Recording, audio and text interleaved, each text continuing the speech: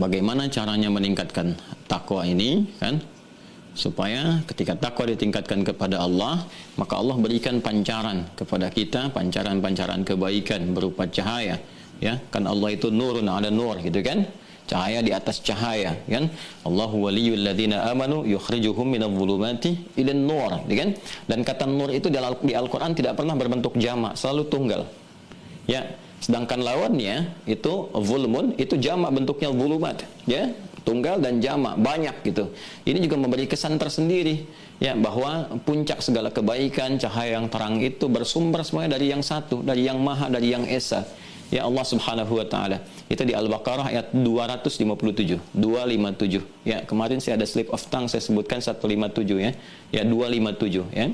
Quran surah kedua Al-Baqarah ayat 257. Nah, jadi begitu ini kita tingkatkan kepada Allah, berikan cahaya. Cahaya ini nanti diresapkan ke dalam jiwa kita, ya, ke dalam kalbu, ya, karena di kalbu ini nanti ada nafas, ya, di nafas ini ada takwa, ya, selain tentunya ada fujur.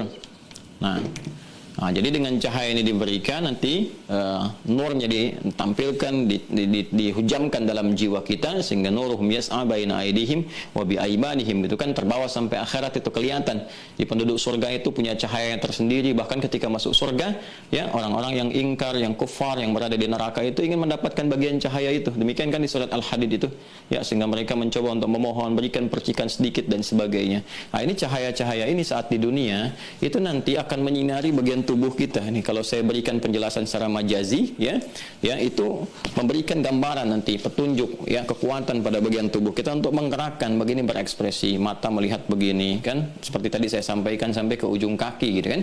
Nah, itu nanti akan menguatkan sinyal takwa, membentuk cahaya iman. Cahaya iman ini nanti akan diteruskan kepada bagian tubuh kita untuk berperilaku, berekspresi, ya.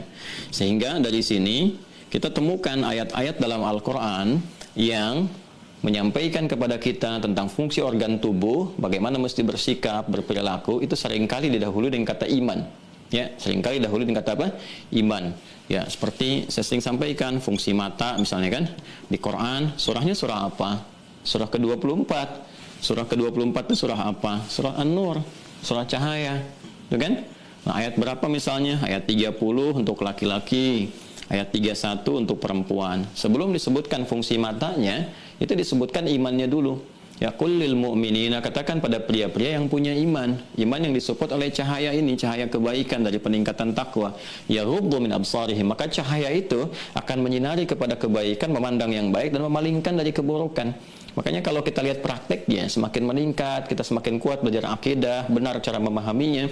Begitu kita melihat sesuatu yang tidak benar, ukuran kebenarannya di iman kita nanti, itu akan segera kita palingkan, otomatis itu.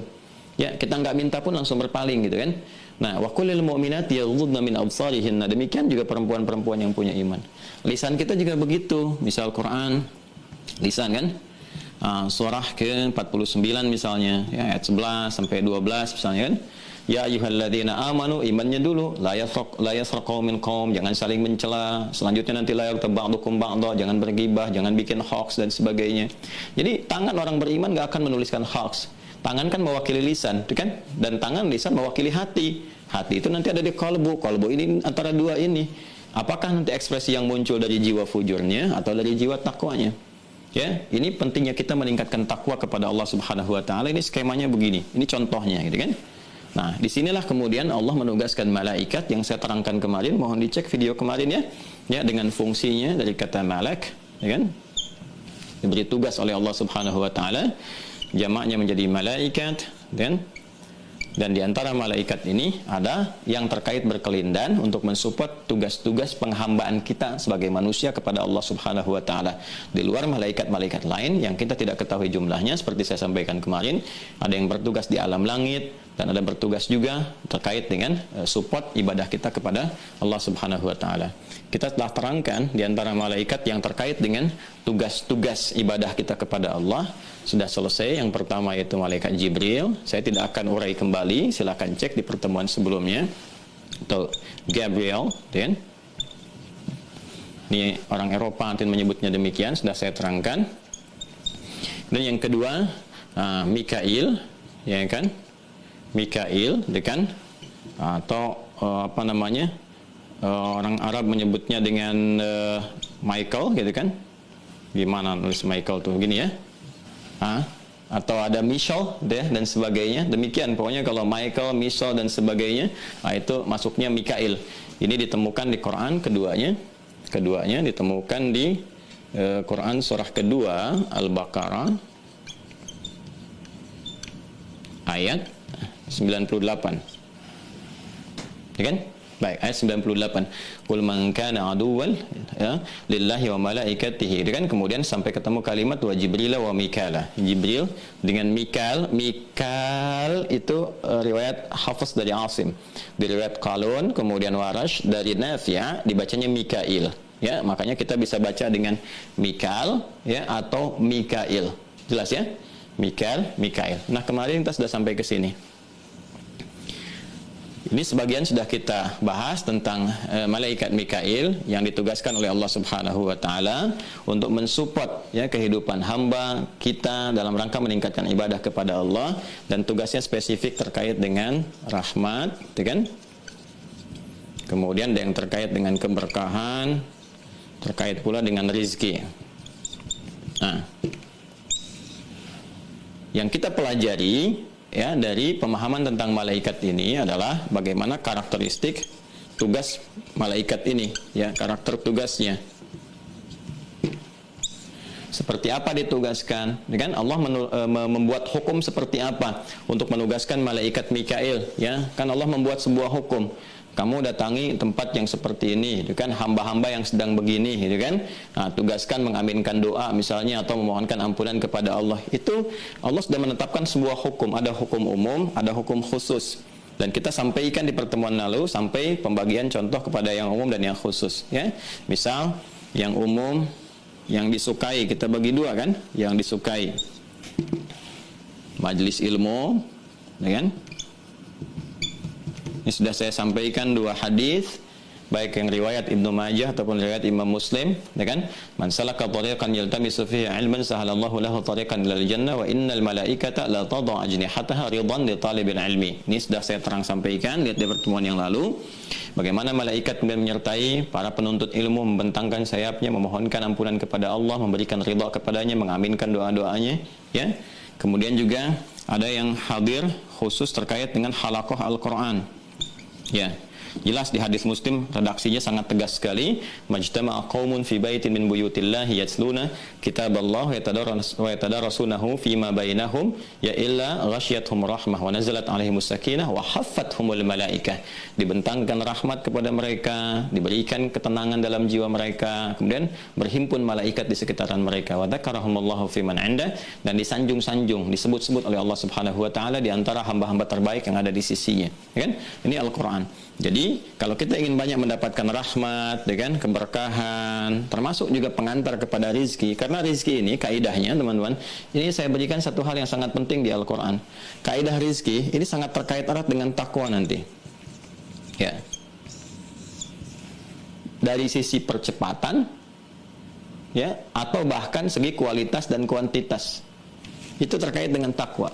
Ini rahasia besar yang kalau kita mau menghadirkannya, itu nggak susah kita mendapatkan rezeki dari Allah, apapun jenisnya. Kan kita memahami betul, mengetahui, ya, Sang Maha Pemilik rezeki kan Allah. Sehingga Allah menyampaikan namanya dengan nama Ar-Razzaq, ya, wa huwa khairur raziqin, yang terbaik dalam memberikan rezeki. Dan di surah Al-Jumu'ah itu kan, ya, surah 62 di ayat ke-11-nya kan, wallahu khairur raziqin, penutupnya.